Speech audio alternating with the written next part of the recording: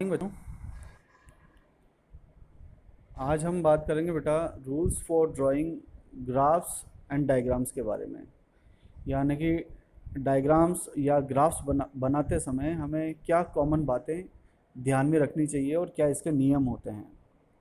तो पहली बात तो ये है बेटा कि सबसे पहले हमें उस डायग्राम या ग्राफ का सिलेक्शन करना पड़ेगा जो कि हमारे न्यूमेरिकल डेटा को फिट करने के लायक है। यानी कि हमारा न्यूमेरिकल डेटा किस डायग्राम और किस ग्राफ से बेटर सूट हो सकता है, किससे अच्छा उसका प्रेजेंटेशन हो सकता है। सबसे पहले हमें ये ध्यान देना पड़ेगा। दूसरी बात, जो भी डायग्राम या ग्राफ हम बना रहे हैं उसे एक प्रॉपर टाइटल देना ज़रूरी है ताकि उस टाइटल से उस डायग्राम या ग्राफ की इंफॉर्मेशन हमें मिल सके। तीसरी बात, स्केल। अब सिलेक्शन ऑफ स्केल बेटा should be neither too small not too large. यानी कि स्केल ना तो ज़्यादा छोटा होना चाहिए ना ही ज़्यादा बड़ा होना चाहिए।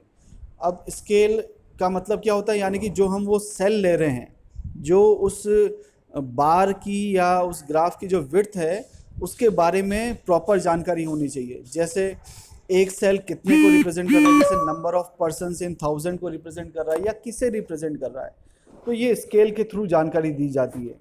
नीटनेस, यानी कि साफ तरीके से वो डायग्राम बनना बहुत ज़रूरी है, तभी वो समझ में आए, ये पर्पज़ हमारा सॉल्व हो पाएगा। अट्रैक्टिव होना चाहिए, यानी कि हर ब्लॉक में आप अलग अलग लाइंस के थ्रू बनाएं, अलग अलग शेड दें उसे, या डिफरेंट कलर्स के थ्रू आप उसे अट्रैक्टिव बना सकते हैं।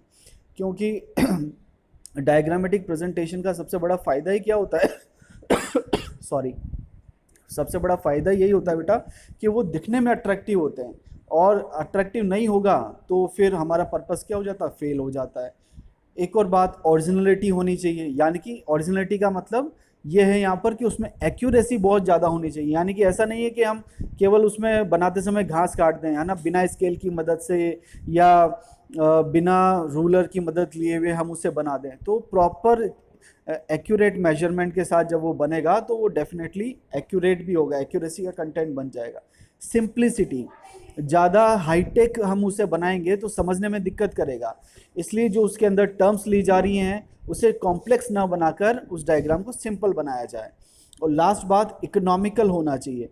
यानी कि जो हम उसके ऊपर जो पैसा खर्च कर रहे हैं, जो मेहनत खर्च कर रहे हैं, it should be exercised during drawing A diagram. यानी कि वो इतने ज़्यादा नहीं होने चाहिए कि हमारा जो एक्सपेंसिव मोड हमारे बजट के वो बाहर चले जाए।